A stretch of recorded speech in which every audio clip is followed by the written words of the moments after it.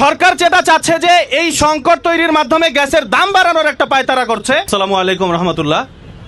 আপনারা সবাই জানেন যে আমরা কেন আজকে এখানে উপস্থিত হয়েছি।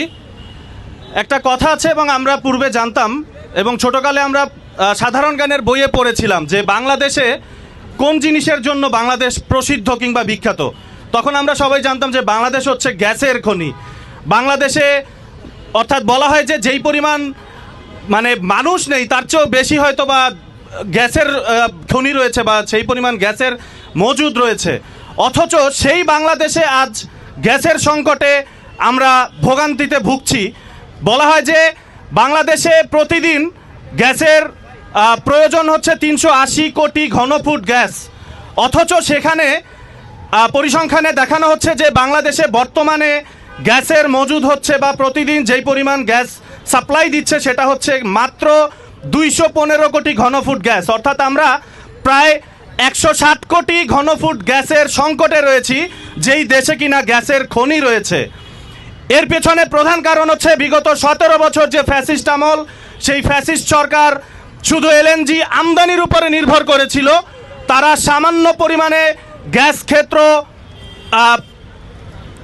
চেষ্টা করেনি তারা যে কোথায় গ্যাস কূপ খনন করা যায় কিংবা কোথায় গ্যাস ক্ষেত্র আছে সেই ব্যাপারে তারা কোনো প্রচেষ্টা রাখেনি। তারা শুধু দুর্নীতির মাধ্যমে আমদানি করে নিজেদের পকেট ভারী করেছে এবং সেই আমদানিকৃত যে এলএনজি সেটা আমাদের সাপ্লাই দেওয়ার জন্য যে জায়গা মহেশখালীর 2টি পোর্ট, সেই মহেশখালীর একটি পোর্ট এখন আগুন লাগার কারণে বন্ধ হয়ে আছে, যেই কারণে বর্তমানে গ্যাসের এই তীব্র সংকট। সিএনজি চালকরা বলছেন মামা আপনারা বলেন গ্যাসের দামটা বাড়িয়ে দিতে বলেন, তাইলে আমরা এত কষ্ট করতে হয় না। মানে সরকার যেটা চাচ্ছে যে এই সংকট তৈরির মাধ্যমে গ্যাসের দাম বাড়ানোর একটা পায়তারা করছে এবং সেটা মানুষ এখন মেনে নিতে বাধ্য অনেকটা।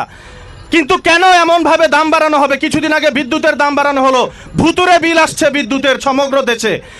সুতরাং আমরা বলতে চাই, আমরা জোরালো দাবি জানাতে চাই অতি দ্রুত যেই গ্যাস কেন্দ্রটি বন্ধ হয়ে আছে সেটিকে মেরামত করুন এবং বাংলাদেশে যে 380 ঘনফুট গ্যাসের যে চাহিদা সেটি যোগান দিন।